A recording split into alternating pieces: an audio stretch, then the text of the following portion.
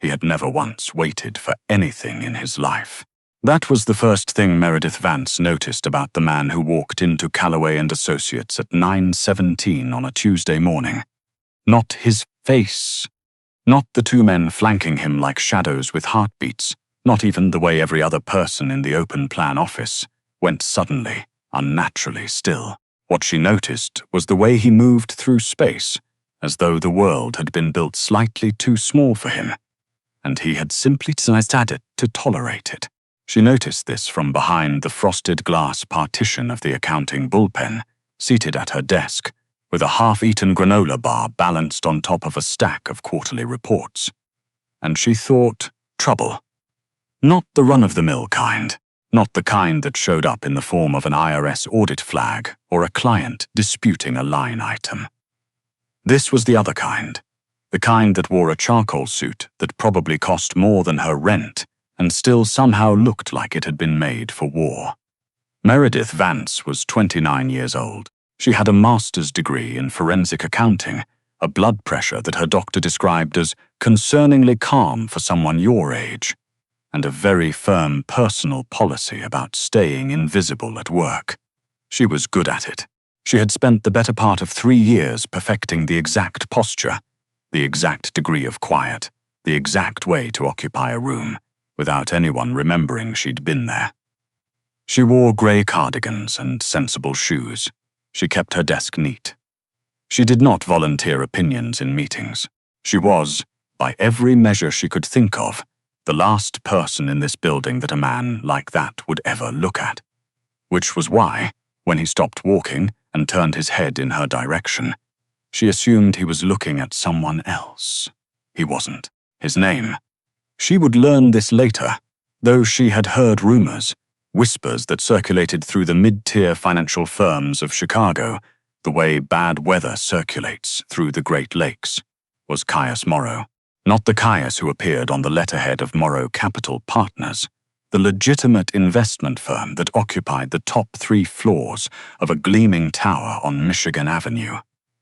The other Caius Morrow, the one the newspapers had stopped writing about 4 years ago, around the same time 2 investigative reporters and 1 federal prosecutor had all, within 6 weeks of each other, decided they had no further interest in pursuing the matter. The one who, according to the kind of people who whispered these things, controlled more of Chicago's financial underworld than the actual city government controlled anything. He walked directly to her desk, not to the reception window, not to her supervisor's glass-walled office.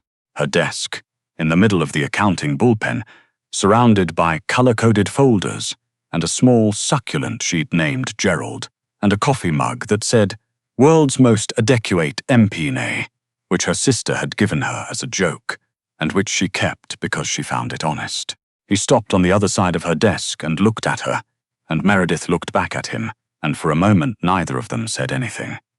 "You're the one who flagged the Peretti account," he said. "Not a question." She set down her granola bar. "I flag a lot of accounts. 4 months ago, quarter 3, you filed a notation in the internal system indicating a discrepancy in the Peretti Holdings reconciliation." He tilted his head very slightly, the way a man does when he's used to people explaining themselves before he has to ask twice. No one else caught it. The discrepancy was subtle. She pulled her keyboard slightly closer to herself, a small unconscious gesture of control. Someone had smoothed the entry points across 6 subledgers. It was meant to look like rounding variance. It wasn't. Something shifted in his expression, barely, like a change in barometric pressure rather than actual weather. "Who taught you to read ledgers like that?" "No one. I just don't like it when things don't add up." One of his men, the taller one, with a jaw like a geographic feature, shifted his weight almost imperceptibly, and Caius Morrow held up one hand without looking, and the man went still. "Miss Vance," he said, "I need to speak with you privately." "I'm at work. I'm aware." "I have a meeting at 10. "You won't be attending it." She looked at him. He looked at her. Around them, the bullpen had achieved a kind of silence, that Meredith associated with the moment before a car accident. That fraction of a second where everyone knows what's about to happen, and no one has yet processed that it's real. "Mr. Morrow," she said, and watched something flicker across his face at the fact that she already knew his name. "I've flagged 3 other accounts in the past 18 months. 2 of them turned out to be clerical errors. 1 of them turned out to be fraud. In all 3 cases, I documented everything. I notified my supervisor, and I went home and made pasta for dinner." She folded her hands on top of her keyboard. "I don't know what you want from me, but I promise you I am the most boring person in this building." He studied her for a long moment. His eyes were the color of old iron, not quite gray, not quite brown, deeply unremarkable until you noticed that they didn't move the way most people's eyes moved. Most people's eyes drifted. His didn't. His eyes decided. "The Peretti account," he said, "belongs to me." The office was very quiet. Meredith thought about pasta.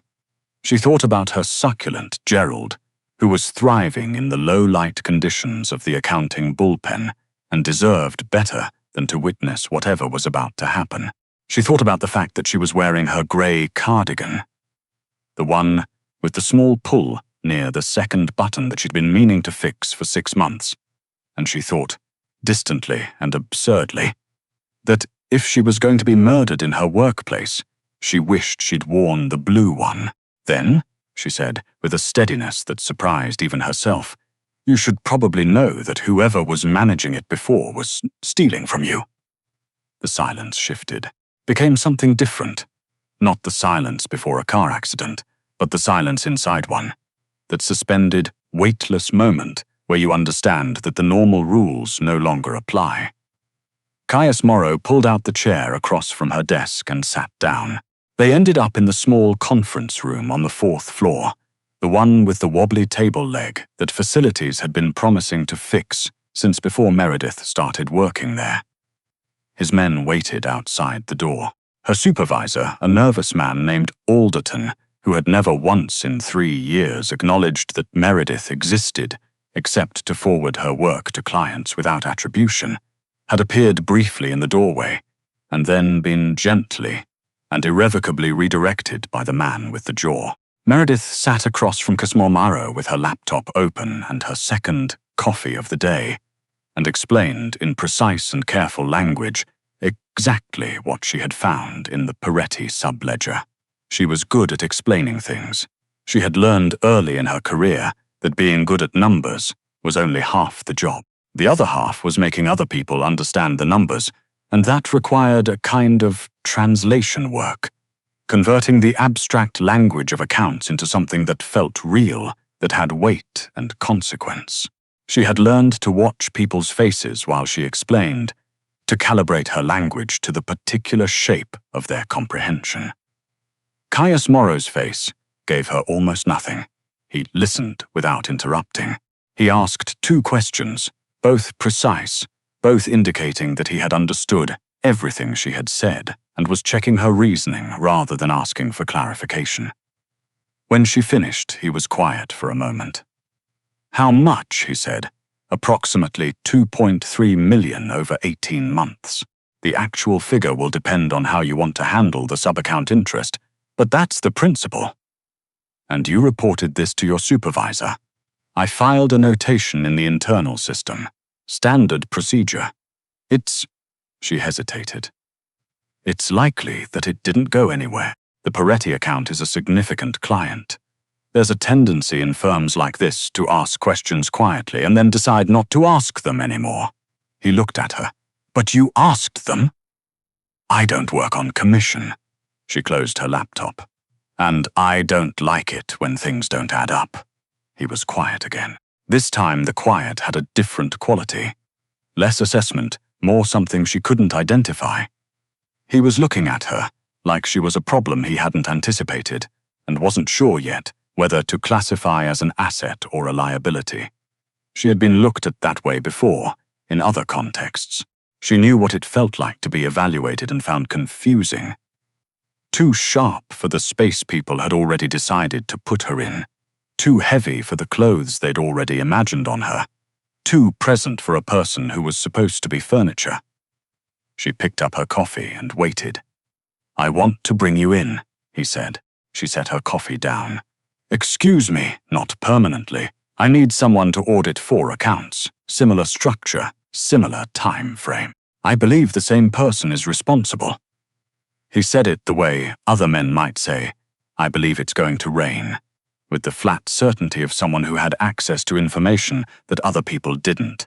"I need it done cleanly, without footprint, and by someone who actually knows what they're looking for. I'm a staff accountant at a mid-tier financial firm. I know what you are. I don't work for—" She gestured vaguely, meaning you, people like you, the thing that you are. "I'm aware." He reached into the interior pocket of his jacket and slid a card across the table. It was plain white. A phone number. Nothing else. "I pay well. I don't tolerate waste. And I protect the people who work for me." He said this last part the way someone says something that they have said before, that they believe absolutely, and that they have also paid a cost to believe. "Think about it." She looked at the card. She looked at him. "And if I say no?" she asked. Something crossed his face. Not a smile, not quite. Something that might have been the distant structural ancestor of a smile, in the way that a glacier is the distant structural ancestor of water. "Then you go back to your desk," he said, "and you eat your granola bar, and we never had this conversation." She picked up the card. She said yes. She told herself it was the money, which was considerable. She told herself it was professional curiosity, which was genuine. She told herself it was the fact that someone had stolen $2.3 million from a client account. And she found that personally offensive, in the way she found crossword errors personally offensive, and improperly formatted spreadsheets personally offensive, which was deeply and constitutionally. She did not tell herself that it was because Caius Morrow had looked at her. Not past her, not through her, not at the version of her that people usually decided on in the first 4 seconds, but at her, the actual her, the one who sat in the accounting bullpen and flagged discrepancies that no one else caught and named her succulent Gerald and had a mug about being adequate. That part she kept quiet, even from herself. The work took 6 weeks. She did it evenings and weekends, from a laptop he had his people deliver to her apartment in Wicker Park. New, clean, hardware she didn't recognize. Running security infrastructure that she was fairly certain did not exist on the commercial market.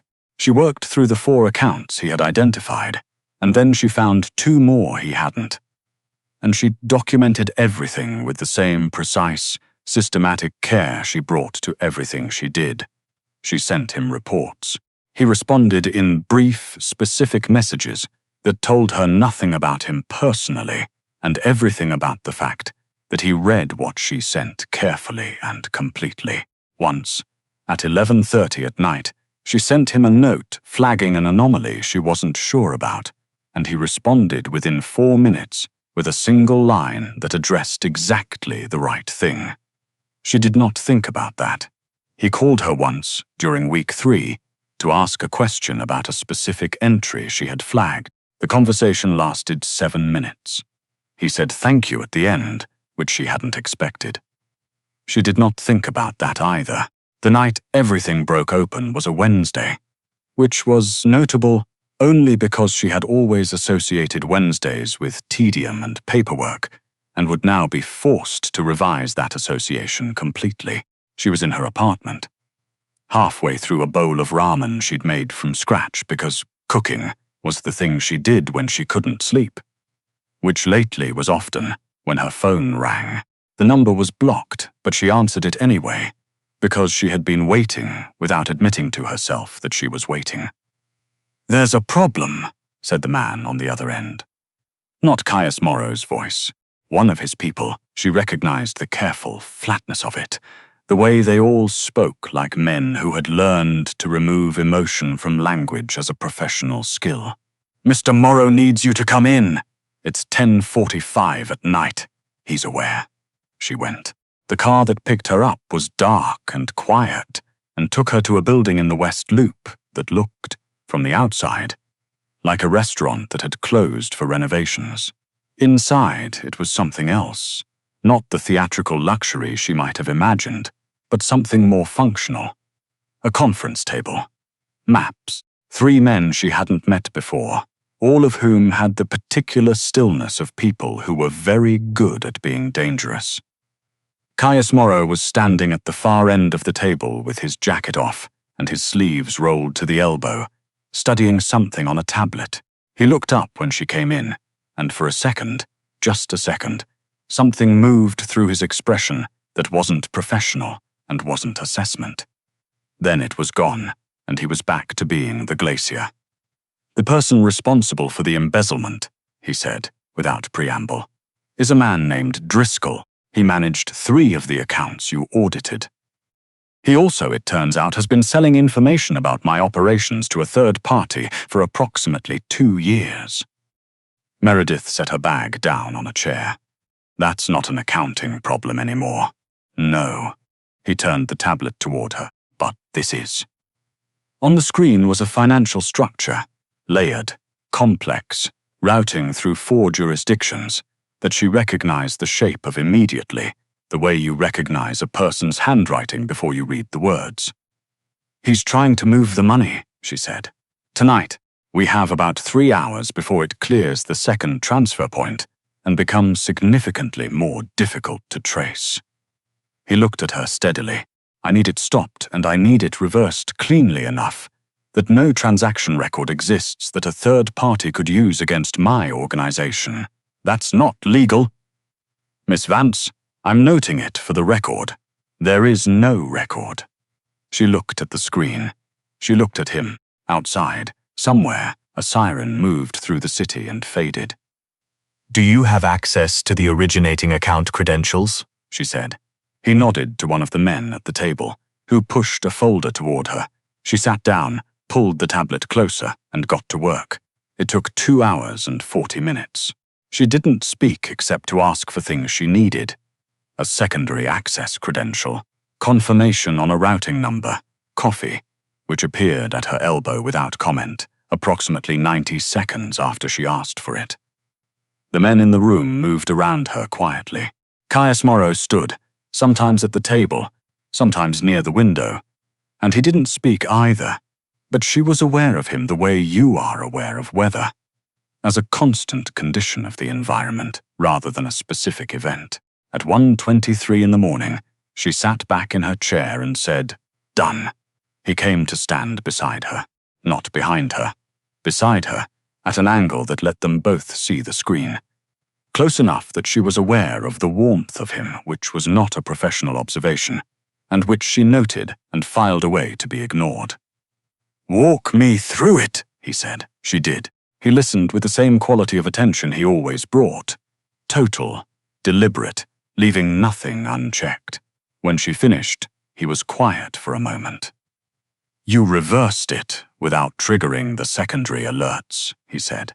"The secondary alerts were keyed to transaction volume, not account origin.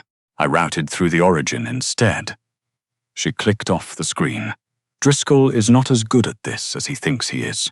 He learned one technique and applied it everywhere. That's always the mistake. What's the other technique? Variation. You have to think differently every time, or the pattern gives you away." She glanced up at him, which was a mistake, because he was closer than she'd calibrated for, and looking at her with an expression she had not seen on his face before. Something direct and unguarded, like a door opened briefly onto a room that was normally kept locked. She looked back at the screen. "You should have your people change the access architecture on the remaining accounts," she said, "and audit everyone who had credentials to the Driscoll ledgers in the past 18 months. I'll have someone reach out to you about that. I'm not doing more work for you. I haven't asked you to yet." She stood up, and when she did, she was slightly closer to him than she intended, and she took a step back and reached for her bag, and he said quietly, "You never once asked me if it was dangerous." She stopped. Most people, he said, in your position, doing this tonight, they would have wanted reassurance, or they would have been too frightened to ask. You didn't ask. He paused. Why? She thought about this honestly for a moment. I assessed the situation, she said, and decided that if you were going to be a problem for me, you would have been one already. She picked up her bag, and I was more interested in the math than I was in being frightened. He was quiet for a long moment. I've had lawyers, fixers, and men who have worked for me for 15 years who do not think with that kind of clarity under pressure, he said. She looked at him. He looked back at her, and there was nothing distant in his face now. Nothing glacial. He looked like a man who had spent a very long time being one thing and had just, in this poorly lit conference room in the West Loop, at 1 a.m, been surprised by something he wasn't prepared for. Mr. Morrow, she said carefully, what exactly are you saying? I'm saying, he said, that I would like to offer you a permanent position. I have a job, I know, a legal one. I'm aware of the distinction. I name my plants after people I'm fond of. He blinked. It was, she suspected, the first time anyone had made Caius Morrow blink in a professional context in quite some time. Gerald, she said, the succulent on my desk. I'm telling you this because you should understand who you're trying to hire. I am not a fixer. I am not someone who is comfortable in these rooms. She gestured at the room, the men, the equipment, all of it. I am someone who is very good at finding things that don't add up and making them add up. That's the whole thing I do. He looked at her for a long time. That, he said, is exactly what I need. She didn't give him an answer that night.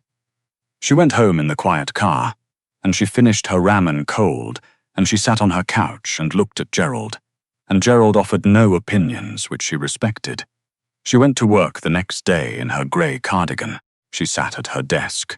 She filed 2 reports and attended the 10 o'clock meeting she had missed the week before, and ate her granola bar at her desk, and did not tell anyone what she had done the night before, or where she had been, or why she had dark circles under her eyes that no amount of concealer was going to address. Her phone buzzed at 4:17. The Hendricks account. Subledger C, 3rd quarter, tell me what you see. She opened her laptop. She pulled up the files she still had access to from the weeks of audit work. She found the Hendricks account and opened Subledger C and looked at it for approximately 90 seconds. Someone's been running ghost payroll through the vendor line. She texted back. Been doing it for at least 2 years. Whoever it is understands quarterly review cycles. They front-load in Q1 and Q3 and flatten out before the audits. 4 minutes of silence. How long to find them? She thought about this. 2 days if I have full access. 3 if I have to work around restrictions. You'll have full access. She stared at her phone. She looked at Gerald. She thought about the conference room and the way the math had clicked into place under her hands, like something that had always belonged there, and the way Caius Morrow had looked at her, not past her, not through her, when she explained what she'd found. She thought about $2.3 million and ghost payroll, and a man who had said, I protect the people who work for me with the specific gravity of someone telling the truth. She thought about wearing grey cardigans and staying invisible and spending her life finding things that didn't add up for people who would forget she'd been there by the time the quarterly meeting ended. Give me full access, she typed, and I want a better chair. The one at your conference table was good. I want one like that. A pause. Done. Anything else? She almost typed no. She stopped. She typed instead. Tell your people to stop calling me Miss Vance. My name is Meredith. Another pause. Longer this time. Noted Meredith. She put her phone down. She looked at Gerald. Gerald was, as always, unbothered. She opened the Hendricks file. She found the ghost payroll source on the afternoon of the 2nd day. A man named Traeger, who had worked as a vendor coordinator and had been quietly routing payroll funds to 4 shell entities he controlled. All of them named after streets in the suburb where he'd grown up which she found both brazen and somehow touching in the way that very stupid crimes always were a little touching. She sent the documentation to Caius Morrow at 3:14 p.m. with a note that said Traeger, not Hendricks. Hendricks is clean. Traeger's been using the account as cover. Full documentation attached. Also, I found something else you should probably know about in the Whitmore sub-accounts, but that's going to take another day. His response came back in under 2 minutes. Take the day. Take whatever you need. She sat with that for a moment. The specific quality of those words. Not thank you, not professional acknowledgement, but something more direct. Take whatever you need, said to her the way you say something to a person whose needs you have decided matter. She had not been in this building, at this desk, in this grey cardigan, for very long, without understanding that most people in most rooms did not think that way about her. She was useful to them in specific ways, and invisible to them in others. And that was fine, that was manageable. She had made her peace with the geometry of it. Caius Morrow, who ran the financial underworld of Chicago, with the cold efficiency of a man who had never once needed anyone's approval, had said take whatever you need at 3:16 on a Thursday afternoon, and she had no idea what to do with that. She closed her laptop. She looked at the clock. She opened her laptop again and started on the Whitmore sub-accounts. He came to her building on a Saturday, not a car full of people, not blocked numbers, and picked up phones at 10:45 at night. He came alone, which she knew because she watched from her third-floor window like a person who had absolutely not been watching her street at intervals since 9 a.m. And he stood at her building's front door and rang her buzzer, and when she didn't answer immediately, he waited, which struck her as the most surprising thing he had done yet. Caius Morrow, by all available evidence, did not wait. She went downstairs anyway. He was in jeans and a dark jacket, which was a disconcerting amount of normal for a man she had only ever seen in combat-ready formal wear. He held a paper coffee cup in each hand. There's a problem with the Whitmore documentation, he said, when she opened the door. There's no problem with the Whitmore documentation. There will be if a third party gets access to it before we close the Traeger matter. He held out one of the coffee cups. I thought it was easier to discuss in person. She looked at the coffee. She looked at him. She was wearing, catastrophically, the blue cardigan. The good one. The one she'd wished she was wearing the first day he walked into her office.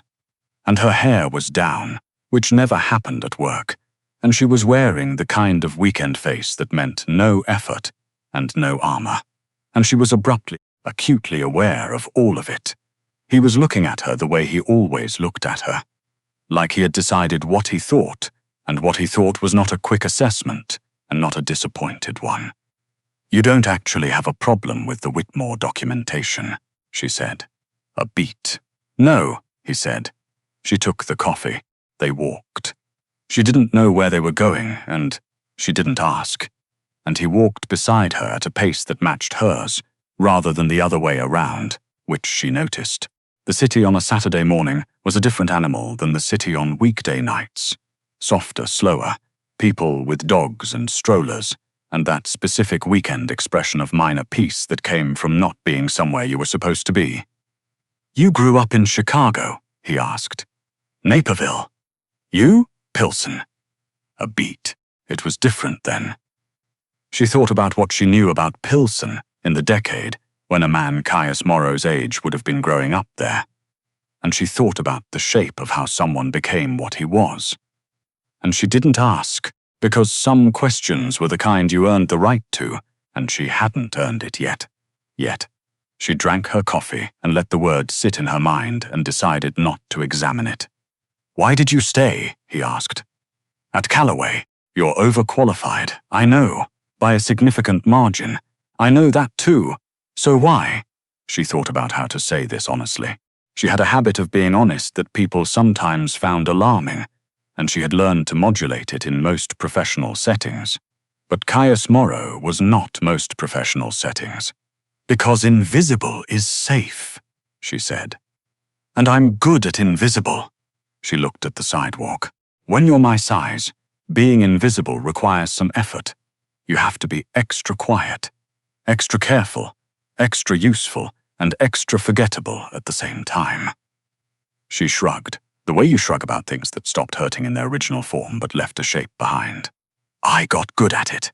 It became a skill. Skills have value even when the circumstances that produced them were not exactly. She made a small gesture, voluntary. He was quiet for half a block. You're not invisible to me, he said. She looked at him. He looked back, steady and direct, and with nothing in his face that was performing anything. No, she said, after a moment. I noticed that. They walked a little further. The sun was doing something tolerable for once, October in Chicago being its own particular form of emotional weather, occasionally magnificent, structurally unreliable. I'm going to keep asking you to do things, he said, work, not only work. Another beat. I want to be clear about the not only work part. That's very direct. I'm told it's my most manageable flaw. I have a list of conditions, she said. Something happened to the corner of his mouth. Not quite a smile. The promise of a smile, in the way that a door left open a crack, is a promise of a room. Tell me, he said. I keep working. Not for you, my actual job, or something like it. I need that. She looked at him sideways. I need to be a person who does a thing, not a person who is adjacent to a person who does things. Agreed. I'm not disappearing. No more grey cardigans as armor. If I'm in a room, I'm in it. I would prefer that, he said, and the way he said it was quiet and absolutely certain. The way he said things that he had decided were simply true. And Gerald comes with me, she said. Wherever I end up spending time regularly, Gerald is non-negotiable. He stopped walking. She stopped walking. The succulent, he said. He thrives in low light. He's very adaptable. He'll be fine wherever. Caius Morrow, who ran the financial underworld of Chicago, who had never once in his adult life waited for anything, who had, in the first 30 seconds of knowing her, decided to look at her and keep looking, stood on a sidewalk in Wicker Park on a Saturday morning with a paper coffee cup in his hand, and he laughed. Not the distant structural ancestor of a laugh, an actual laugh, brief and genuine and a little rusty, like something that didn't get used often enough. Gerald, he said, is welcome.